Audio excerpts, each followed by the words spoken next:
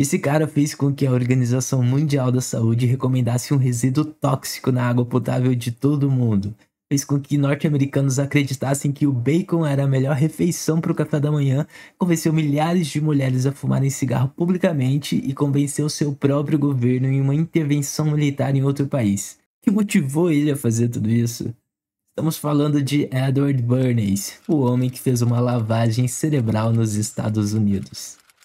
Bernays nasceu no dia 22 de novembro de 1891 em Viena, na Áustria. Ele era um consultor de relações públicas, escritor e teórico da comunicação.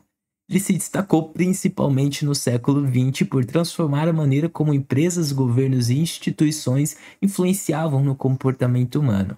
Bernays trouxe uma abordagem científica para a persuasão, sendo um dos primeiros a aplicar conceitos da psicologia, especialmente da psicanálise e das ciências sociais em campanhas de propaganda e relações públicas. Ele era nada mais, nada menos do que o sobrinho de Sigmund Freud, o pai da psicanálise.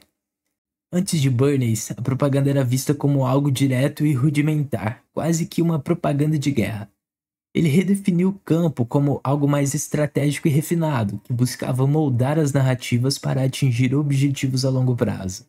Ele acreditava que a manipulação de opiniões era necessária para manter a ordem em sociedades complexas. Inspirado pelo trabalho de Freud, Bernays entendia que os seres humanos eram motivados por desejos inconscientes e não apenas pela lógica. Ele utilizava símbolos e associações emocionais para persuadir as pessoas, ao invés de depender apenas de argumentos racionais. No início do século passado, as mulheres não tinham o hábito de fumar em público, ação essa que era realizada exclusivamente por homens na época. As mulheres precisavam passar uma sensação de cuidadora da casa, e fumar em público era considerado um tabu para o gênero feminino. Contratado pela American Tobacco Company, Bernays criou uma campanha para encorajar mulheres a fumar em público. Todo ano havia um desfile de Páscoa em Nova York, e no desfile de 29, Bernays teve uma brilhante ideia. Ele contratou modelos para desfilarem pela Quinta Avenida fumando cigarros. Também contratou fotógrafos e jornais para evidenciar o acontecimento na mídia.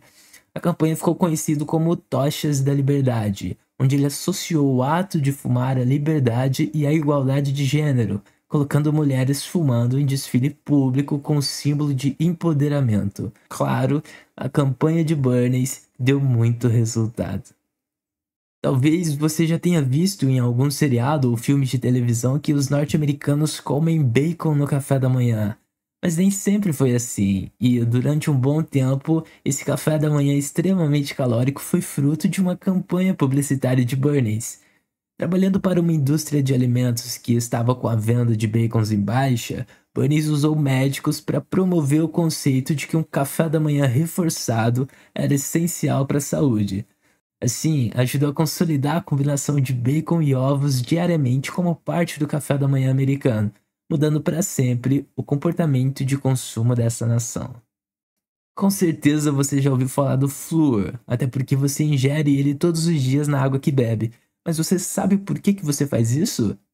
Edward Louis Bernays. Bernays foi contratado por uma indústria no século passado com um problema: aproveitar o resíduo industrial.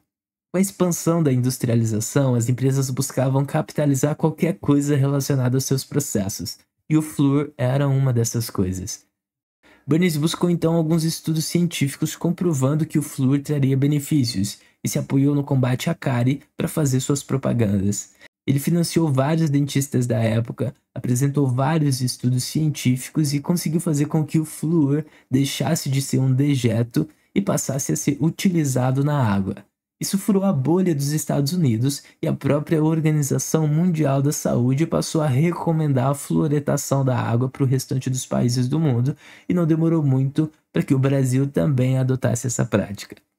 Há controvérsias sobre esse tema, como a quantidade de flúor na água, que pode causar problemas de saúde se for em excesso, e também a implementação de um tratamento de saúde sem consentimento, uma vez que você é obrigado a fazer esse tratamento, já que o flúor está em todas as águas que bebemos, seja ela da torneira ou mineral, dessas compradas em supermercados.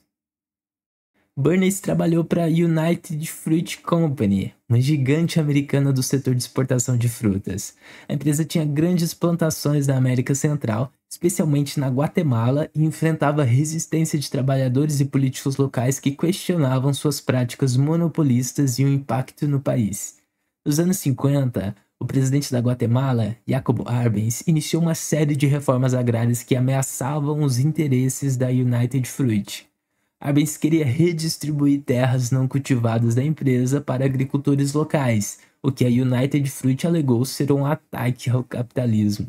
A United Fruit contratou Bernays para proteger seus interesses e justificar a interferência dos Estados Unidos na Guatemala, derrubando Arbenz. Bernays moldou a narrativa de que Arbenz era uma ameaça comunista, alinhado com a União Soviética durante a Guerra Fria. Isso foi o suficiente para garantir o apoio político e militar dos Estados Unidos.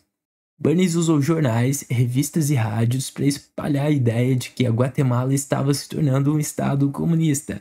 Ele organizou visitas de jornalistas americanos à Guatemala, mas cuidadosamente controlava o que eles viam e reportavam.